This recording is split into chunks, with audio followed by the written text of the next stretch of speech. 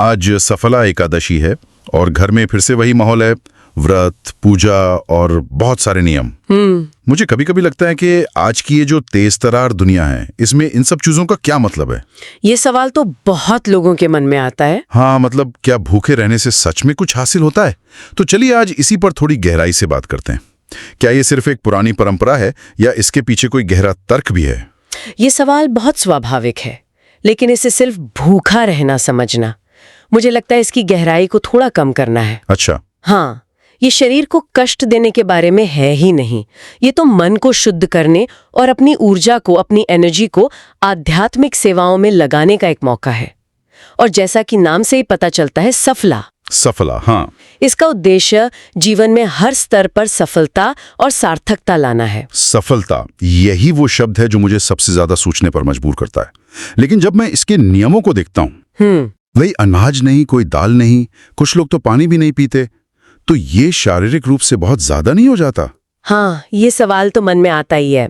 लेकिन दिलचस्प बात यह है कि शास्त्रों में भी इस बात को समझा गया है। मतलब वहां भी लचीलापन है। इच्छा शक्ति और शारीरिक क्षमता के अनुसार 4 तरह के व्रत बताए गए हैं। अच्छा, मतलब इसमें भी लेवल्स होते हैं? बिल्कुल। जैसे जो अभी शुरुआत कर रहे हैं वो नक्त भोजी से कर सकते हैं। नक्त भोजी, ये क्या होता है? इसमें आप दिन में सूर्यास्त से पहले एक बार बिना अनाज का भोजन कर सकते हैं, जैसे साबूदाना, सिंघाड़ा या आलू। ठीक है, ये तो किया जा सकता है। फिर आता है फलाहारी, जिसमें सिर्फ फल खाए जाते हैं, जैसे आम, केला, अंगूर। हाँ। फिर एक स्तर और ऊपर है क्षीर भोजी, दूध या दूध से बनी चीजें। बिल्कुल। और जो सालों से अभ्यास कर रहे हैं वो जलाहर, यानी सिर्फ पानी पर रहते हैं। तो इसका उद्देश्य शरीर को समझना और अनुशासन का अभ्यास करना है, ना कि उसे बेवजह कष्ट देना। ठीक है, मान लिया कि इसमें विकल्प है, लेकिन मेरे मन में अभी भी वही सवाल है, आखिर इन सब से होता क्या है? क्या इसका सच में कोई प्रभाव पड़ता है? मतलब कोई ऐसी कहानी है जहां किसी की जिंदगी इस एक दिन की व्रत से बदल गई हो? बिल्कुल। भविष्योत्तर पुराण में एक बहुत प्रसिद्ध कथा है। चंपावती नाम का एक राज्य था। चंपावती? वहां के राजा थे महिष्मत और उनका एक बेटा था लुम्पक। लुम्पक नाम थोड़ा अजीब है। और उसके काम उससे भी ज्यादा अजीब थे। मतलब उसे अपने समय का सबसे बड़ा पापी माना जाता था। जुआ खेलना, दूसरों की पत्नियों के साथ अवैध संबंध और वैष्णवों का अपमान करना, ऐसा कोई बुरा काम नहीं था जो वो ना करता हो। बाप रे! तो आखिरकार तंग आकर राजा ने उसे राज्य से ही निकाल दिया। तो वो जंगल में रहने लगा होगा फिर? हाँ, और वहां उसका जीवन और भी गिर गया। वो जानवरों का शिकार करता और रात में शहर में चोरियां करता था। लेकिन फिर एक दिन सफला एकादशी आई। उस दिन बहुत ज्यादा ठंड थी और वो प्रचंड ठंड के कारण रात भर सो नहीं पाया। अच्छा। अगले दिन तक भूख, प्यास और कमजोरी से उसकी हालत अधमरी हो गई थी। उसमें शिकार करने की भी हिम्मत नहीं बची। तो यहाँ से कहानी में मोड़ आता है। बिल्कुल। उसने बस जमीन पर गिरे हुए कुछ फल इकट्ठे किए। अब देखिए, अनजाने में ही सही, पर उसने पूरे दिन कुछ खाया नहीं था। व्रत हो गया और रात में ठंड के कारण वो सो भी नहीं सका। तो अनजाने में ही उसका उपवास और रात्रि जागरण दोनों हो गए। ठीक है। उसने वो फल एक पवित्र बरगद के पेड़ के नीचे रखे और भगवान श्री हरि को अर्पित करते हुए बस इतना कहा, हे प्रभु, मुझ पर दया करें और इन फलों को स्वीकार करें। एक मिनट, यहीं पे मुझे थोड़ा संदेह होता है। बताइए। मतलब एक ऐसा व्यक्ति जिसने जानबूझकर कुछ नहीं किया, जो भक्त भी नहीं था और जिसने सिर्फ मजबूरी में, कमजोरी में उपवास किया, उसकी प्रार्थना सुन ली गई। ये तो भक्ति के पूरे विचार पर ही सवाल उठाता है। ये तो एक तरह का आध्यात्मिक शॉर्टकट जैसा लगता है। आप इसे शॉर्टकट कह रहे हैं और शास्त्र इसे इस व्रत की महिमा कहते हैं। महिमा? हाँ, यही तो इस कहानी का सबसे गहरा पहलू है। ये दिखाता है कि ईश्वर को आपकी भव्य तैयारियों या मंत्रों के सही उच्चारण से ज्यादा आपकी नीयत का एक छोटा सा कण भी छू सकता है। लेकिन उसकी नीयत तो थी ही नहीं। उस एक पल के लिए थी। उस चरम हताशा में उसने अहंकार को त्याग कर समर्पण किया। वो अनजाने में की गई भक्ति भी इतनी शक्तिशाली थी कि भगवान प्रसन्न हो गए। तो फिर क्या हुआ? क्या सच में उसकी जिंदगी बदल गई? हाँ, अगली सुबह एक दिव्य आवाज आई जिसने लुम्पक को बताया कि सफला एकादशी के पुण्य से उसे उसका राज्य वापस मिल गया है। सच में? उसी पल एक घोड़ा उसके सामने प्रकट हुआ। लुम्पक पूरी तरह बदल चुका था। वो अपने पिता के पास लौटा, एक आदर्श राजा बना और जीवन भर भगवान विष्णु का भक्त रहा। ये कहानी वाकई में सोचने पर मजबूर करती है। तो इसका मतलब है कि लाभ सिर्फ आध्यात्मिक नहीं बल्कि भौतिक भी हैं। जैसे लुम्पक को उसका राज्य वापस मिला। सही कहा, इसके लाभ कई स्तरों पर है। आध्यात्मिक शुद्धि तो है ही, माने जाता है कि यह पिछले जन्मों के पापों और नकारात्मक कर्मों को मिटाता है। और सफलता और समृद्धि, नाम ही सफला है। बिल्कुल, यह हर कार्य में सफलता का वादा करता है, रुके हुए कामों को पूरा करने में मदद करता है। और मानसिक शांति भी तो होगी। उपवास से मन तो शांत होता ही है। हाँ, उपवास मन को शांत करता है और इच्छा शक्ति को बढ़ाता है। अच्छा, शास्त्रों में इसके पुण्य के बारे में भी कुछ कहा गया है? मतलब इसे कितना बड़ा माना गया है? बहुत बड़ा। कहा गया है कि सफला एकादशी का व्रत करने से जो पुण्य मिलता है, हाँ, वो 1000 अश्वमेध यज्ञ करने से भी ज्यादा है। 1000 अश्वमेध यज्ञ? ये तो बहुत बड़ी बात है। बहुत बड़ी बात है। और इसके पीछे का तर्क समझिए। अश्वमेध यज्ञ क्या था? वो तो राजा लोग अपने साम्राज्य को बढ़ाने के लिए करते थे। हाँ, वो बाहरी दुनिया पर अपने साम्राज्य पर अपने वर्चस्व को स्थापित करने का प्रतीक था। वो बाहरी विजय का शिखर था। ठीक है। लेकिन शास्त्र यहाँ कह रहे हैं कि एक दिन अपनी इंद्रियों पर, अपनी भूख पर, अपनी इच्छाओं पर विजय पाना, यानी आंतरिक विजय, उन 1000 बाहरी विजयों से कहीं ज्यादा श्रेष्ठ है। वाह, ये एक बहुत शक्तिशाली संदेश है। और रात्रि जागरण का भी ऐसा ही कुछ महत्व है। हाँ, उसे 5000 वर्षों की तपस्या के बराबर बताया गया है। वही तर्क यहाँ भी लागू होता है। 5000 साल की तपस्या का लक्ष्य क्या है? मन को भटकने से रोकना और उसे एक जगह पे केंद्रित करना। बिल्कुल। एकादशी की रात जब आप अपनी नींद और आराम का त्याग करके ईश्वर का ध्यान करते हैं, तो आप ठीक वही काम बहुत तेजी से कर रहे होते हैं। तो उसकी तुलना 5000 साल की लंबी बिखरी हुई तपस्या से की गई है। ये क्वालिटी ओवर क्वांटिटी का एक आध्यात्मिक उदाहरण हुआ। एक तरह से हाँ। इस बातचीत से मेरी सोच बदल रही है।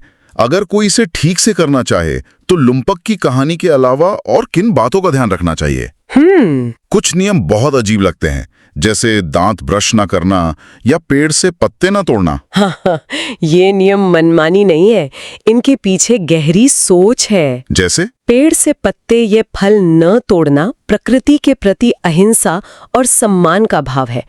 याद है, लुम्पक ने भी गिरे हुए फल ही उठाए थे, तोड़े नहीं थे। हाँ, ये बात तो है। ये हमें सिखाता है कि अपनी जरूरत के लिए भी प्रकृति को कम से कम कष्ट दें। और दांत ब्रश न करना, ये तो स्वच्छता के विरुद्ध लगता है। देखिए, ये एक प्राचीन नियम है। इसका मूल उद्देश्य था व्रत की अखंडता बनाए रखना। अखंडता मतलब गलती से भी कोई बाहरी वस्तु, पानी का अंश या कुछ भी शरीर के अंदर ना जाए।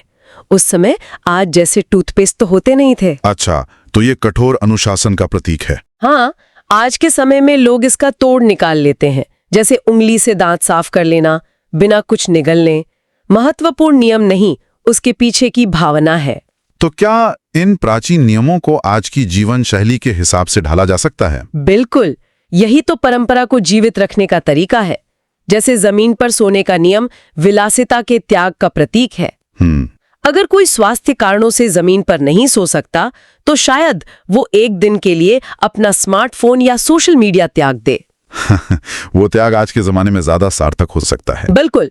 और उपवास का आधुनिक विज्ञान भी तो यही कहता है।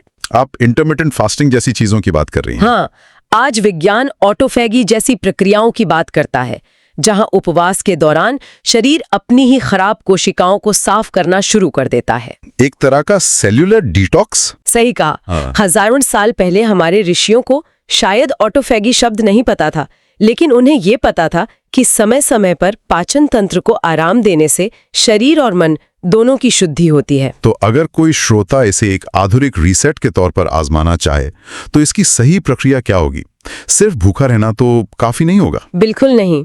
प्रक्रिया मन से शुरू होती है। सुबह ब्रह्म मुहूर्त में उठकर स्नान करने और भगवान विष्णु के अच्युत रूप की पूजा करने का विधान है। मंत्र ओम नमो भगवते वासुदेवाय जैसा सरल मंत्र का जाप मन को केंद्रित रखने में मदद करता है। दिन भर सकारात्मक विचारों को बनाए रखना और वाद विवाद से बचना भी व्रत का ही हिस्सा है। और व्रत तोड़ने का भी कोई खास तरीका है? हाँ, उसे पारण कहते हैं और ये भी उतना ही महत्वपूर्ण है। व्रत अगले दिन यानी द्वादशी को सूर्योदय के बाद तोड़ा जाता है। किसी भी समय? नहीं, इसमें भी हरिवासर के समय का ध्यान रखना होता है। ये द्वादशी तिथि का पहला चौथाई हिस्सा होता है। पंचांग में इसका सटीक समय दिया होता है। अच्छा। और सबसे जरूरी बात, पारण करने से पहले किसी ब्राह्मण या जरूरतमंद को दान देना आवश्यक माना जाता है। ये हमें याद दिलाता है कि हमारा व्रत तभी पूरा होता है जब हम दूसरों के प्रति अपनी जिम्मेदारी भी निभाते हैं। बिल्कुल। आज की बातचीत से पहले मेरे लिए ये सिर्फ एक मुश्किल व्रत था, लेकिन अब मैं समझ पा रहा हूं कि ये अनुशासन, आत्मशुद्धि और एक नई शुरुआत का मौका है। लुम्पक की कहानी ये दिखाती है कि अगर नियत बदल जाए तो एक अनजाने में किया गया काम भी जिंदगी बदल सकता है। ये सिर्फ परंपरा नहीं, बल्कि खुद को बेहतर बनाने का एक जरिया है। बिल्कुल। ये व्रत हमें याद दिलाता है कि सच्ची सफलता बाहरी धन दौलत में नहीं, बल्कि मन की पवित्रता और सच्ची भक्ति में है। सही बात है। तो इन सब बातों को देखने के बाद ये साफ है कि ये सिर्फ एक परंपरा नहीं है, ये आत्मनियंत्रण और सफलता को फिर से परिभाषित करने का एक तरीका है। तो जाते जाते एक विचार छोड़ जाती हूँ। क्या हो अगर हम उपवास को सिर्फ भोजन छोड़ने के रूप में न देखें? तो फिर कैसे देखें? बल्कि एक दिन के लिए अपनी किसी एक बुरी आदत को, चाहे वो सोशल मीडिया हो, गुस्सा हो या फालतू की चिंता करना हो, उसे छोड़ने के अभ्यास के रूप में देखें। अगर अनजाने में किया गया एक व्रत एक पापी को बदल सकता है, तो पूरी श्रद्धा और समझ के साथ किया गया व्रत हमारे जीवन में कितना सकारात्मक बदलाव ला सकता है। नाम से ही काफी कुछ जाहिर हो जाता है। सफलता दिलाने वाला व्रत ये पौष महीने के कृष्ण पक्ष में आती है और इसका वादा कह सकते हैं बहुत बड़ा है। बिल्कुल, लेकिन असली सवाल यही है कि ये सफलता आखिर है कैसी? क्या ये हमारे रुके हुए काम बनाने, मतलब नौकरी में तरक्की या बिजनेस में मुनाफे वाली सांसारिक सफलता है, या फिर इसका मतलब कुछ और है, कुछ ज्यादा गहरा? क्या इसकी असली सफलता आत्मा की शुद्धि और जन्म मृत्यु के चक्र से मुक्ति यानी मोक्ष है? मुझे लगता है यही आज हमारी चर्चा का केंद्र है। हाँ, और मेरा पक्ष इसमें स्पष्ट है। मेरा मानना है कि सफला एकादशी का जो मूल उद्देश्य और उसका परम फल है वो आध्यात्मिक उन्नति और मोक्ष ही है। सांसारिक लाभ तो बस रास्ते में मिलने वाले छोटे मोटे पड़ाव हैं, असली मंजिल नहीं। और मैं इस बात पर जोर दूंगी कि इसका प्राथमिक महत्व हमारी सांसारिक बाधाओं को दूर करना है। ये व्रत पहले हमारे भौतिक जीवन को सफल बनाता है ताकि हम आध्यात्मिक रास्ते पर चलने के काबिल बन सके। तो चलिए मैं अपनी बात रखता हूं। देखिए, सफला नाम किसी छोटी मोटी सांसारिक जीत के लिए नहीं है। ये जीवन की परम सफलता, मतलब जन्म मृत्यु के चक्र से मुक्ति की ओर इशारा करता है। शास्त्र खुद इसकी गवाही देते हैं। कहा जाता है कि इस एक व्रत का फल 1000 अश्वमेध यज्ञों से भी बढ़कर है। अब जरा सोचिए, अश्वमेध यज्ञ तो चक्रवर्ती सम्राट अपनी सत्ता और शक्ति स्थापित करने के लिए करते थे। यह सांसारिक शक्ति का, वैभव का चरम प्रतीक है। तो जब शास्त्र कहते हैं कि यह व्रत उससे भी बड़ा है, तो वो सीधे तौर पर आध्यात्मिक उपलब्धि को हर सांसारिक उपलब्धि से ऊपर रख रहे हैं। और रही बात लुम्पक की कथा की, तो उसका असली क्लाइमेक्स राज्य वापस पाना नहीं था। असली सफलता थी उसका हृदय परिवर्तन, उसका भगवान विष्णु का भक्त बनना और अंत में वैकुंठ जाना। राज्य तो बस कह सकते हैं उस आध्यात्मिक बदलाव के एक भारी रिफ्लेक्शन था। मैं इसे बिल्कुल अलग नजरिए से देखती हूँ। देखिए, सफला शब्द का सबसे सीधा और स्वाभाविक अर्थ है सफलता, कामयाबी, खासकर उन कोशिशों में जहां इंसान बार बार फेल हो रहा हो। भविष्योत्तर पुराण में भगवान कृष्ण खुद युधिष्ठिर से कहते हैं कि इस व्रत के प्रभाव से दुर्भाग्यशाली को सौभाग्य मिलता है। उन्होंने मोक्ष शब्द से पहले सौभाग्य पर जोर दिया। ये क्रम मेरे हिसाब से बहुत महत्वपूर्ण है। ये दिखाता है कि तात्कालिक भौतिक लाभ ही इसका पहला वादा है। लुम्पक की कहानी तो इसका सबसे पक्का सबूत है। वो क्या था? एक बैनिश्ड प्रिंस, गरीब, पाप कर रहा था। व्रत के असर से क्या हुआ? उसे फौरन अपना राजपाट वापस मिला। ये एक ठोस भौतिक नतीजा था, कोई आध्यात्मिक अनुभव नहीं। छात्रों को पढ़ाई में सफलता, व्यापारियों को व्यापार में, ये सब वादे तो सीधे सीधे सांसारिक हैं। आध्यात्मिक शुद्धि एक अच्छा बोनस हो सकता है, लेकिन इस व्रत का जो प्राइमरी अट्रैक्शन है वो तो भौतिक जीवन को पटरी पर लाना ही है। आपने सौभाग्य शब्द पर जोर दिया और ये दिलचस्प है, लेकिन क्या हम सौभाग्य को सिर्फ भौतिक नजरिए से ही देख सकते हैं? क्या मन की शांति, पापों से मुक्ति और भगवान में भक्ति का लगना, क्या ये सच्चा सौभाग्य नहीं है? आप सफला शब्द को मुझे लगता है बहुत संकीर्ण रूप से देख रही हैं। जब पद्म पुराण या भविष्योत्तर पुराण इस व्रत की महिमा गाते हैं तो वो इसे क्षणिक भौतिक लाभों से कहीं ज्यादा ऊंचा दर्जा देते हैं। लेकिन एक आम भक्त के लिए जो रोजमर्रा की परेशानियों से जूझ रहा है, उसके लिए सफलता का मतलब अपनी समस्याओं का हल ही है। आप किसी कर्ज में डूबे इंसान को मोक्ष की फिलॉसफी समझाएंगे तो शायद वो उस वक्त न समझे, लेकिन अगर आप कहें कि ये व्रत तुम्हारे दुर्भाग्य को सौभाग्य में बदल सकता है तो वो बात उसे सीधे समझ आएगी। और लुम्पक की कहानी में यही हुआ। उसने व्रत आध्यात्मिक ज्ञान के लिए तो नहीं किया था, वो तो बेचारा अनजाने में ठंड और भूख से तड़पते हुए कर बैठा। और इनाम क्या मिला? तुरंत एक घोड़ा और एक दिव्य आवाज जिसने राज्य वापसी का ऐलान किया। ये तो साफ तौर पर एक भौतिक इनाम था। आध्यात्मिक बदलाव तो इस इनाम के मिलने के बाद शुरू हुआ। मैं आपकी बात समझता हूं, पर आप कहानी के सबसे जरूरी हिस्से को एक तरह से नजरअंदाज कर रहे हैं। राज्य की वापसी कहानी का अंत नहीं है।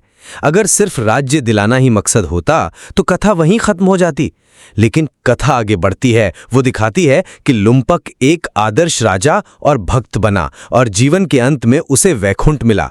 ये साफ बताता है कि भौतिक लाभ सिर्फ एक पड़ाव था, आखिरी मंजिल नहीं। आखिरी मंजिल तो आध्यात्मिक मुक्ति ही थी। ये एक मजबूत तर्क है, लेकिन क्या आपने इस पर सोचा है कि सांसारिक स्थिरता के बिना आध्यात्मिक तरक्की कितनी मुश्किल होती है? इसे ऐसे समझिए, आध्यात्मिक यात्रा एक ऊंचे पहाड़ पर चढ़ने जैसी है।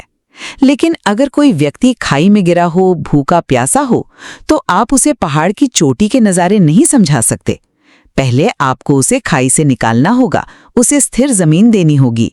सफला कादशी पहले वही काम करती है। जब लुम्पक भूखा और बेघर था तो वो चोरी और हिंसा जैसे पाप कर रहा था। जब उसे अपना राज्य वापस मिला, एक स्थिरता मिली, तभी वो एक समर्पित भक्त बन सका। तो ये व्रत पहले आपको खाई से निकालता है और फिर पहाड़ चढ़ने का रास्ता दिखाता है। इसलिए भौतिक सफलता इसका पहला और मैं कहूंगी जरूरी कदम है। तो अगर हम कहानी से हटकर रिचुअल्स पर यानी पूजा विधि पर ध्यान दें तो तस्वीर और साफ होती है। इस दिन भगवान अच्युत की पूजा होती है। अच्युत का मतलब है जो कभी असफल ना हो या अचूक। ये नाम खुद ही व्रत के आध्यात्मिक फल यानी मोक्ष की गारंटी देता है, जो एक ऐसा फल है जो कभी चूक नहीं सकता। सांसारिक सफलता तो आनी जानी है। और पूजा विधि में क्या शामिल है? ध्यान, भजन और रात्रि जागरण। ये सारी क्रियाएं किस लिए हैं? यह भौतिक लाभ के लिए नहीं, बल्कि आध्यात्मिक चेतना को जगाने और इंद्रियों पर काबू पाने के लिए हैं। आपने भगवान अच्युत के नाम के आध्यात्मिक महत्व की बात की और ये एक मजबूत तर्क है, मानती हूँ। लेकिन अगर हम पूजा की विधि में इस्तेमाल होने वाली चीजों को देखें तो वो एक अलग ही कहानी कहती हैं। प्रसाद में क्या चढ़ता है? नारियल, सुपारी, अनार, लौंग। ये सब चीजें पारंपरिक रूप से किसका प्रतीक है? समृद्धि, उर्वरता और भौतिक प्रचुरता का। साथ ही दान के महत्व पर बहुत जोर दिया गया है। दान का कर्मकांड हमेशा सामाजिक और भौतिक कल्याण से जुड़ा होता है। आप किसी भूखे को आध्यात्मिक ज्ञान नहीं, अन्न दान करते हैं। अगर ये व्रत सिर्फ और सिर्फ आध्यात्मिक होता तो इसके रिचुअल्स पूरी तरह से आंतरिक, मानसिक और ध्यान पर आधारित होते। इन भौतिक चीजों का शामिल होना इसके सांसारिक पहलू को और मजबूत करता है। लेकिन क्या ये भौतिक चीजें खुद में एक लक्ष्य है या किसी बड़े लक्ष्य का साधन? मेरे हिसाब से ये सिर्फ प्रतीक हैं। ये सांसारिक वस्तुएं मन को एकाग्र करने का एक जरिया है ताकि चेतना को ऊंचे स्तर पर ले जाया जा सके। ये अपने आप में फल नहीं है। असली फल तो उस ध्यान और जागरण से मिलता है जो इनके इस्तेमाल से संभव होता है। पर एक आम इंसान के लिए प्रतीक और असलियत का फर्क बहुत धुंधला होता है। जब वो समृद्धि के प्रतीक चढ़ाती है तो उसके मन में समृद्धि की कामना ही होती है, मोक्ष की नहीं। तो क्या हम ये कह सकते हैं कि व्रत का डिजाइन ही ऐसा है कि वो लोगों की भौतिक इच्छाओं को पूरा करके उन्हें धीरे धीरे आध्यात्मिकता की ओर मोड़ता है? अगर ऐसा है तो भी पहला कदम तो भौतिक ही हुआ ना? और यहीं पर लुम्पक की कहानी का सबसे दिलचस्प पहलू सामने आता है। उसने ये व्रत जानबूझकर नहीं, अनजाने में किया था, फिर भी उसे सर्वोच्च फल यानी मोक्ष मिला। ये इस व्रत की जबरदस्त आध्यात्मिक शक्ति को दिखाता है। जब उसने पेड़ से गिरे फल भगवान को अर्पित किए तो उसके मन में कोई भौतिक इच्छा नहीं थी, वो तो बस भूख और लाचारी में था। भगवान ने उसकी भौतिक इच्छाओं को नहीं, बल्कि उसकी उस अनजाने में हुई तपस्या को स्वीकार किया। यह साफ बताता है कि व्रत का मूल तत्व भक्ति और समर्पण है, ना कि इच्छाओं की लिस्ट। मैं इस बात से इनकार नहीं कर रही कि इसमें आध्यात्मिक शक्ति है, लेकिन उस अनजाने व्रत का नतीजा कितना शक्तिशाली और तत्काल भौतिक था, इस पर गौर कीजिए। अगली सुबह एक घोड़ा प्रकट हुआ और एक दिव्य आवाज ने उसके राज्य की वापसी की घोषणा की। ये कोई सूक्ष्म आंतरिक आध्यात्मिक अनुभव नहीं था, ये एक ठोस चमत्कारी भौतिक घटना थी। यह साफ दिखाता है कि व्रत का पहला और सबसे ताकतवर असर भौतिक दुनिया पर होता है। आध्यात्मिक परिवर्तन तो इस भौतिक बहाली के बाद आया, उसके नतीजे के तौर पर उससे पहले नहीं। तो क्या ये कहना गलत होगा कि व्रत ने पहले उसकी दुनिया को ठीक किया, फिर उसकी आत्मा को? तो आप कह रही हैं कि ये एक तरह का पहले पेट पूजा फिर काम दूजा वाला मामला है, कि पहले भौतिक स्थिरता फिर आध्यात्मिकता। बिल्कुल। हिंदू दर्शन खुद 4 पुरुषार्थों धर्म, अर्थ, काम और मोक्ष की बात करता है। इसमें अर्थ यानी भौतिक समृद्धि को एक जरूरी हिस्सा माना गया है, उसे नकारा नहीं गया है। सफला एकादशी इसी संतुलन का प्रतीक है। ये अर्थ को मजबूत करती है ताकि इंसान मोक्ष के रास्ते पर चल सके। ये सांसारिक जीवन का तिरस्कार नहीं करती, बल्कि उसे एक बड़े लक्ष्य का हिस्सा बनाती है। इस चर्चा के बाद भी मेरा पक्ष यही है कि सफला एकादशी का परम फल आध्यात्मिक सफलता ही है। सांसारिक लाभ जैसे लुम्पक को मिला राज्य, उस गहरी आंतरिक शुद्धि के सिर्फ बाहरी और दिखने वाले नतीजे हैं। वो मील के पत्थर हो सकते हैं, लेकिन मंजिल नहीं। इस व्रत का अंतिम लक्ष्य हमेशा से भौतिक संसार के पार, पापों से मुक्ति और भगवान के धाम की प्राप्ति रहा है।